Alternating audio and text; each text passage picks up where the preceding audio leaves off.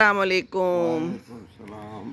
ہم یہاں بیٹھے ہوئے ہیں باہر ابو کے ساتھ اور بڑا اچھا موسم ہے۔ وہ دیکھیے دور ایک میرا گلاب کھلا ہے، پیچھے انگور کی بیل ہے جس کی آج صفائی کرائی ہے، اور نیچے سے کچھ ابو بوٹیاں بھی نکالی ہیں میں نے خود سے۔ اچھا، اور یہ دیکھیے پھول کچھ نہ کچھ نکل آئے ہیں، اور میں دکھا رہی تھی ابو کو کہ دیکھیے امرود بھی کتنا اونچا ہو گیا ہے۔ تو ابو نے مجھے بتایا تھا کہ جو یہ پودے ہیں نا یہ مقابلہ کرتے ہیں، تو ایروکیریا کا مقابلہ کر رہے ہیں یہ ساتھ والے درخت، اور دیکھیں اس سے بھی اب اونچا ہوا چاہتے ہیں۔ اور اب مجھے لگتا ہے کہ یہ امرود جو ہے نا یہ ساتھ والے درخت کا مقابلہ کر رہے ہیں اور اونچے ہو رہے ہیں۔ امرود بھی ہمارے ہو رہے نہیں، ہو رہا ہے، ایک عدد درخت ہے۔ تو مقابلہ زندگی ہے، اور مقابلے کے بغیر تو کوئی زندگی ہے نہیں، ہے نا ابو؟ مقابلہ تو چلتا رہتا ہے نا۔ السلام علیکم۔ وعلیکم السلام۔ تو مقابلے درخت بھی کرتے ہیں، انسان بھی کرتے ہیں۔ ہاں، یہ آج کل کیا ہو رہا ہے ہماری سیاست میں؟ بس مقابلے ہیں نا۔ بالکل مقابلے ہیں۔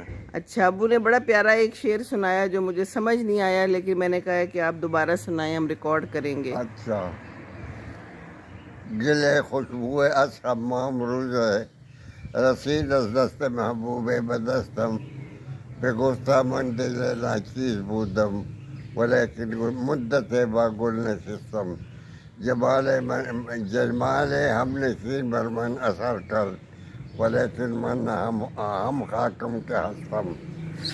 اچھا، اس کا مطلب یہ ابو بتائیں گے تو ہمیں سمجھ آئے گی، ہم جیسے نہ۔ مطلب یہ ہے کہ خوشبودار مٹی ایک دوست کے ہاتھ سے مجھے ملی۔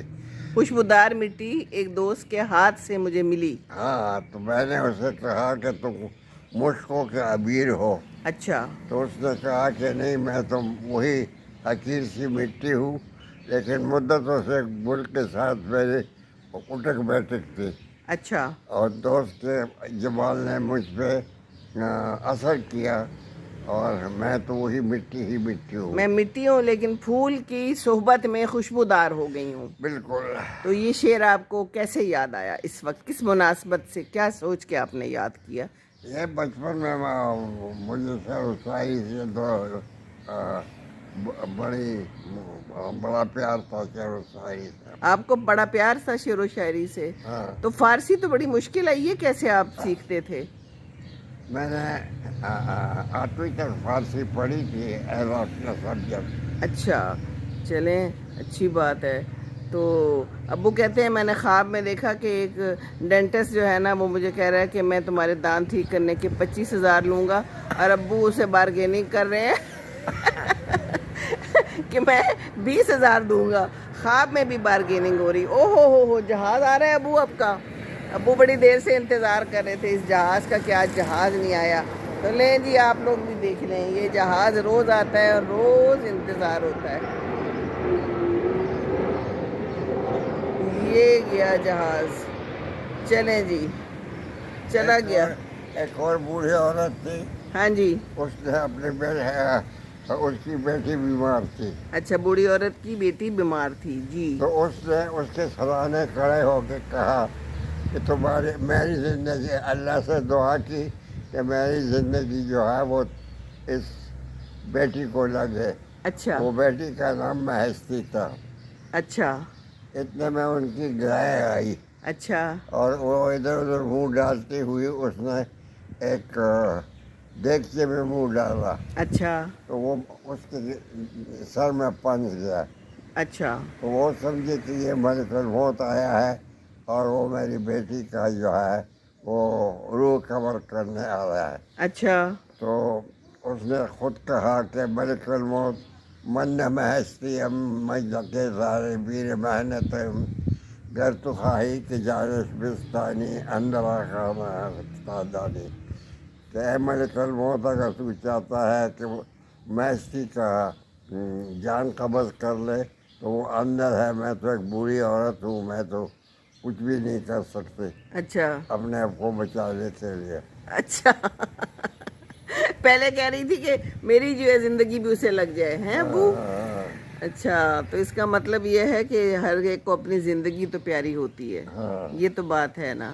اچھا ہاں، تو آپ خواب سنا رہے تھے، آپ نے خواب میں ڈینٹسٹ کے ساتھ बार्गेनिंग की कि मैं तो 20,000 दूंगा, तुमने मुझसे पहले भी ज़्यादा लिए थे हैं। हाँ, तो उसने कहा कि ठीक है मैं 5,000 कम लूँगा। 5,000 कम लूंगा। हाँ। डेंटिस्ट तो बड़े महंगे हैं आजकल अब्बू, देखें जिसको जो मसला होता है ख्वाब भी वही आते हैं।